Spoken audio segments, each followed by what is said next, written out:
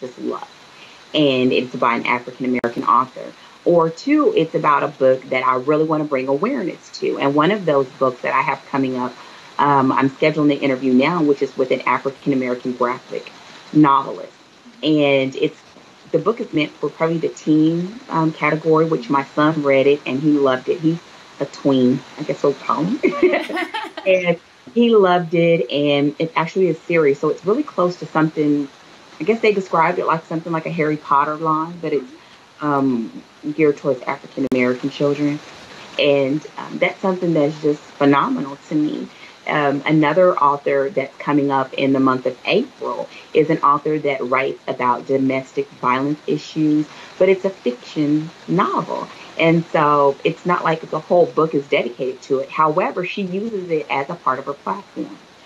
She goes to nonprofit organizations. She works with battered women's centers and those types of things to bring awareness to these issues of relationship violence. And I just love the fact that she did it with fiction. So you can see the underlying issues in the book, but the way that she chose to use it as part of developing her area and her profession, I thought was honorable. And the fact that April is Domestic Violence Awareness Month, it just paired perfectly. So that's how I select books. I receive books all the time for consideration. And any of the books that we don't choose are donated to a women's prison literacy organization. So they are donated. And so the books go to Youth Ear Best to do the best that I can to expand people's awareness of books and reading. I mean, because it's a huge escape for me. And I just hope that we're just contributing to that in some way. And that's exactly what I'm shooting for with Books on the House, too, is just bringing new readers to new books that they might not have otherwise discovered. It really is opening up opportunities for readers to discover new authors.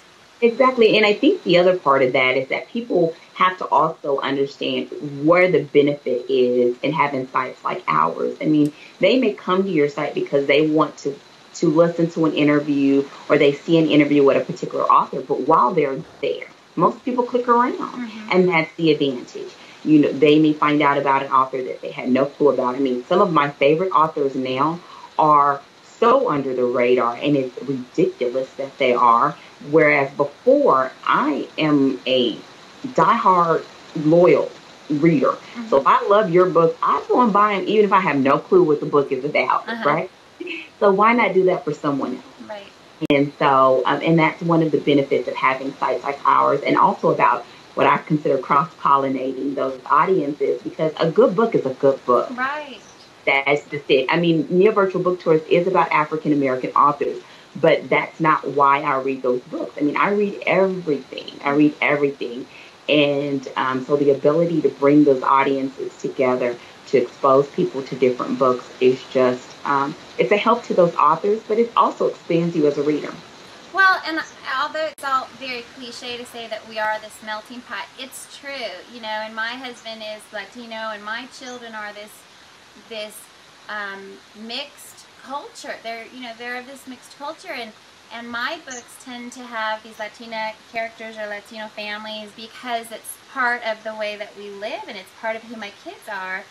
And, you know, and so to me, I know maybe you don't want to go there, but it is frustrating to be pigeonholed and to say, this book is only for this particular audience.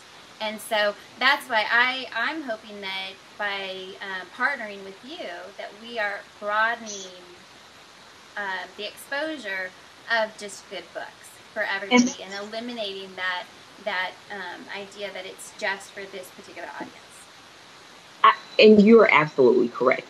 I mean, I guess when I say I read everything, I go in and I just buy. I don't think about the author per se. I think about their voice and their writing style and how I love their book. And I'm one of those weird readers that I read for entertainment. So I'm a huge fiction reader. If I'm reading nonfiction, it's because it's something I have to do. So when I find an author that I like, I don't think about his or her color. I don't think about even sometimes I don't even care about the characters until I get into the story because it's a new character. I mean, of course, if you're in a series, like I'm a huge Janet Ivanovich fan. So, of course, I want to know about Stephanie Plum. But everybody else, I wish I could pronounce her name, but I'm a huge fan of Lisa Kalapas. I'm Oh, sorry. Play Pass. Thank Yeah, you. yeah, yeah. I butcher it every time. But I love her historical romance.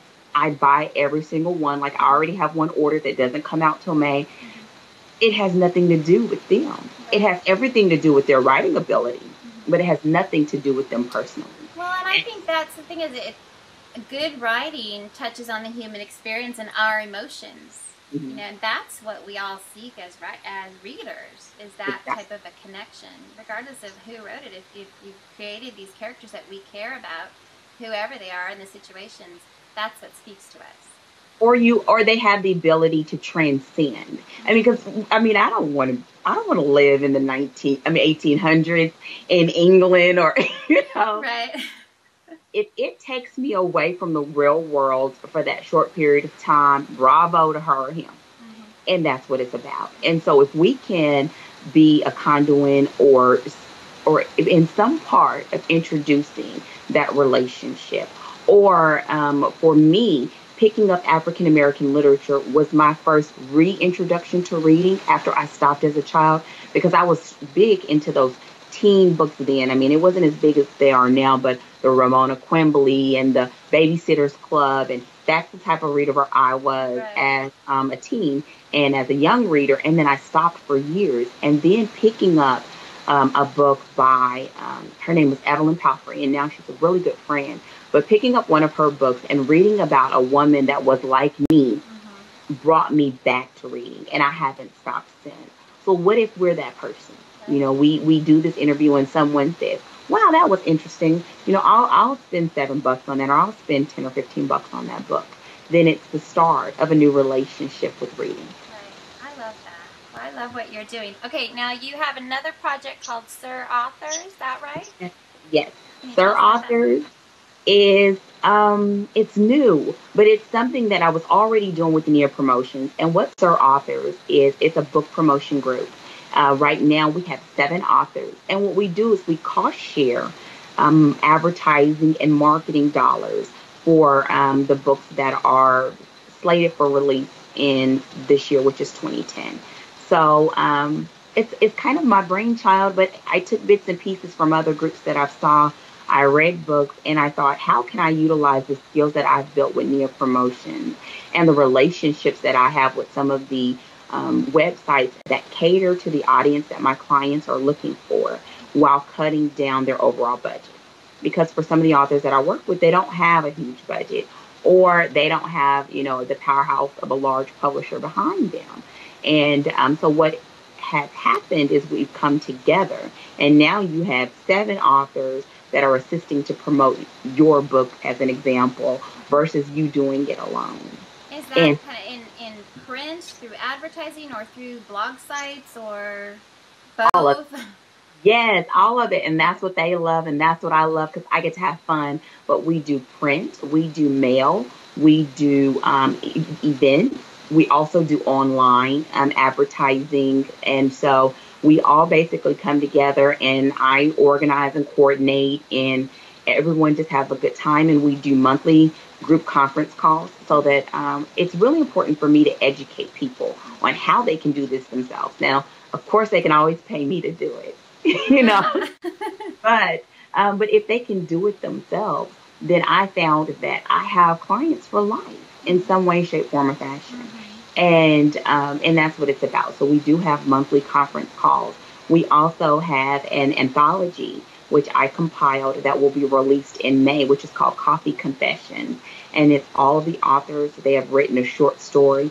And so it's a full size novel length book, but with 7 short stories written.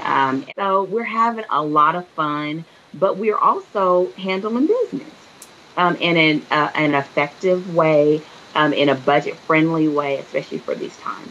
So we're having a great time. Well, And you that's guys can great. find that at Sir Authors, which is SIR authorsplural.com. Okay, and I'll put the link up on Books on the House. Well, thank you, Dana, so much for sharing with us about your really fascinating and inspirational companies. Thank you for having me.